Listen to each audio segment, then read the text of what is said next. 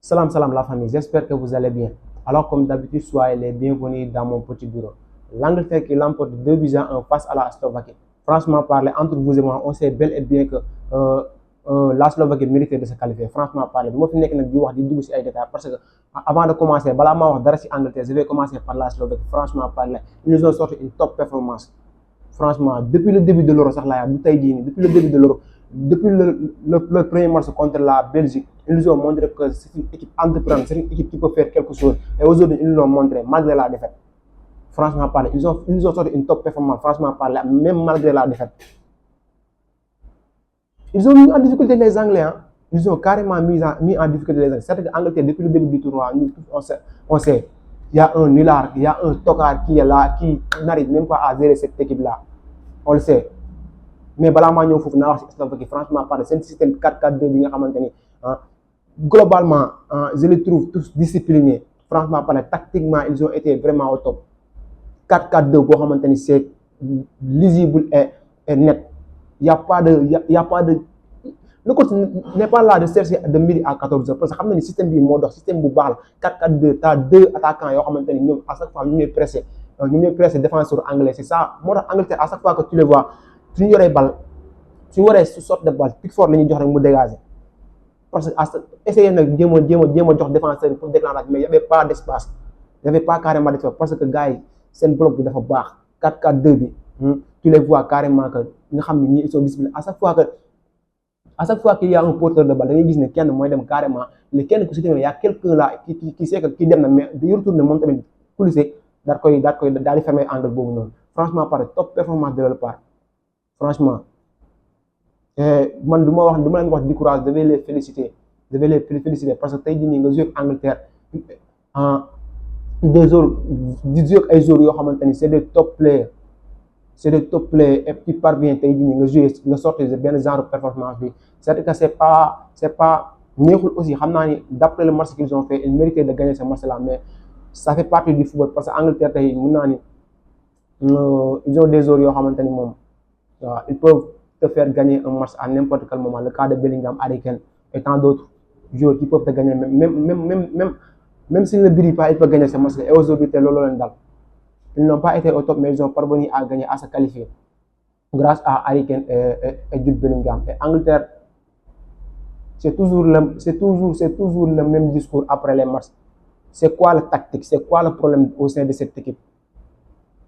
Certains me parleront de Southgate, d'autres me parleront les autres. Mais moi, en tout cas, je mets un point d'interrogation parce que là, j'arrive pas à comprendre le problème de l'équipe anglaise. Southgate, nous tous, on sait que c'est un nulard. Moi, je l'ai dit ici, début c'est Angleterre. On sait tous que c'est un nulard, c'est un tocard. Il n'a rien fait depuis qu'il est venu ici, à part une finale de l'Euro. Mais aujourd'hui, il arrive, critique Berina, il a osé mettre Maïno comme double pour mais aujourd'hui, mais animation offensive, c'est ça le problème. Animation offensive, c'est ça le problème. À un moment où tu avais Bellingham, Harry Kane, Foden, nous avons télescopé, nous savons jouer. Franchement, pareil. On n'arrive pas à les reconnaître. On n'arrive pas à reconnaître qui joue ici, qui joue là-bas.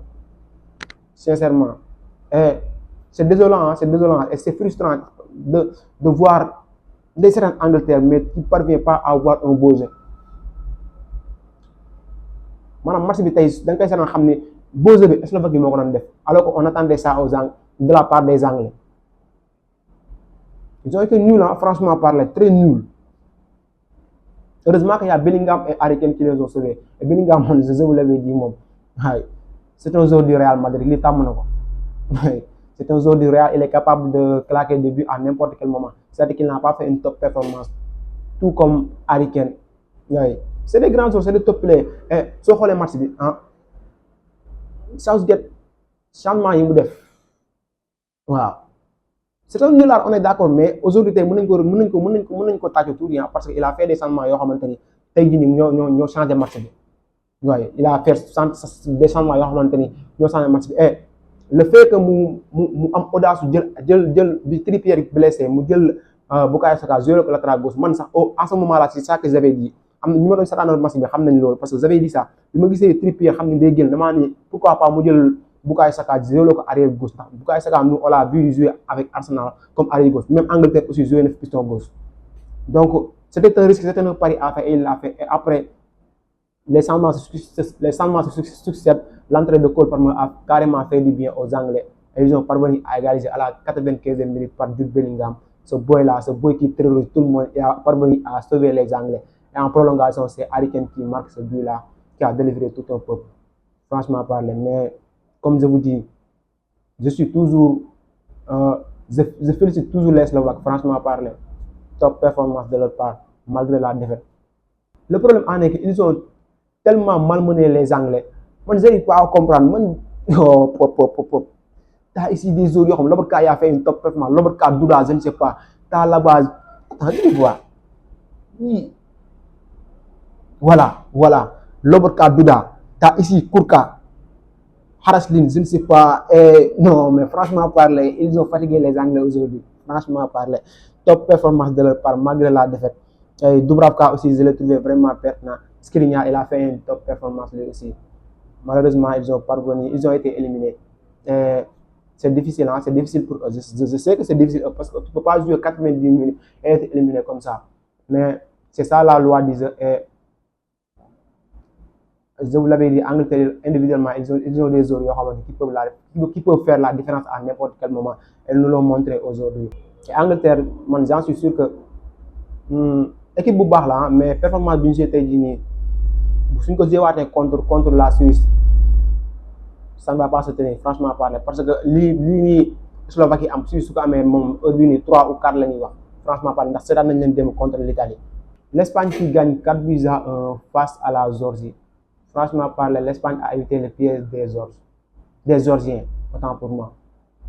Oui, top performance de la part de Lamine Yamal. Espagne, globalement, depuis le début, collectivement, tu les sens tous ramenés, ils sont venus chercher quelque chose. C'est pas des blagues. Espagne, ouais. Ils sont chauds, hein? Franchement parler, ils sont chauds. Meilleure défense, meilleure attaque, meilleure défense. Meilleure attaque, meilleure. Je pense qu'ils ont encaissé un seul but aujourd'hui. Mais meilleure attaque, meilleure défense. On Lamine Yamal top de sa forme, on Lamine Yamal en faute. Franchement parler. Et je ne sais pas, mais équipe bi maanaam man wax naa ko c'est pas du loo xamante ni chaque jour moo ko c'est pas n'importe quelle équipe, c'est une équipe vraiment bien structurée. J'ai vu l'info tout à l'heure après le match. L'Espagne c'est 26 joueurs et presque tous les 25 joueurs ont déjà joué. Donc ça veut dire qu'un seul joueur n'a pas joué, c'est le troisième gardien. Ça veut dire que Konrad de la Fuente est en train de créer, de construire quelque chose. Et li mu nekk di construire, ça peut aboutir à une victoire finale, franchement parler. Ndax bi mu ñëw équipe bi c'était vraiment un peu chaotique avec des éliminations, mais là gagné na Ligue des Nations.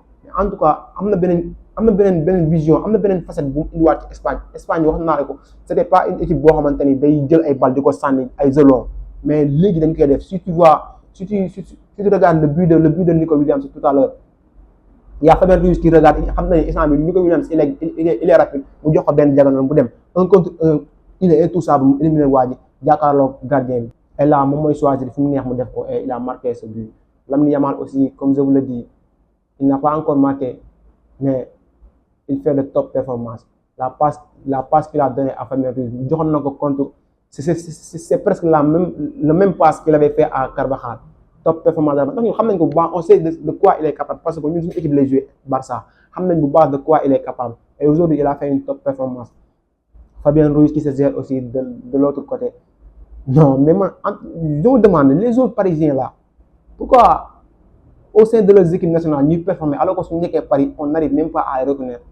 Tu as un Skriniar qui a fait une top performance aujourd'hui. Fabien Ruiz, depuis le début de l'Euro, il est intouchable.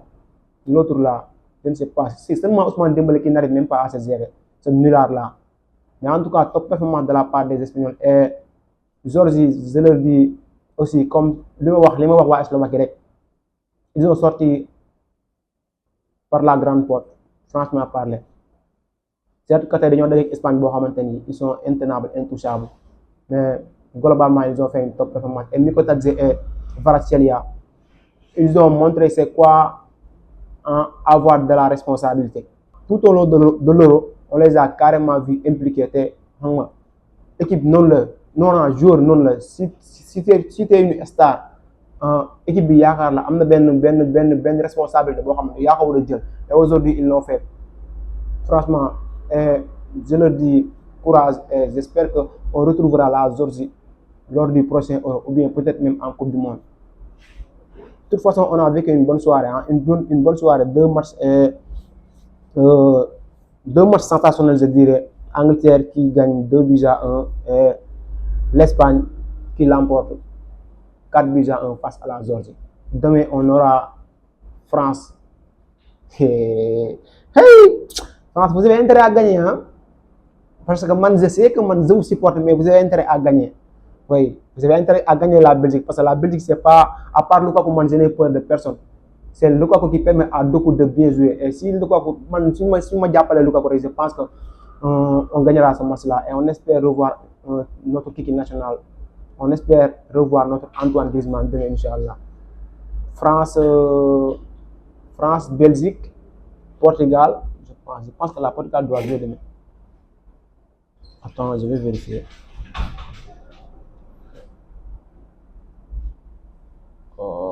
Portugal, je pense qu'ils vont jouer demain. Hein?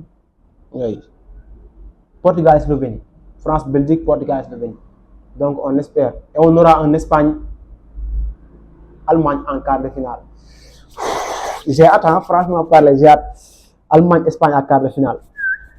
Donc la famille, on se donne rendez-vous d'ici quelques jours pour une nouvelle vidéo. On like, on s'abonne, on active la cloche de notification pour ne pas manquer les prochaines vidéos. Merci.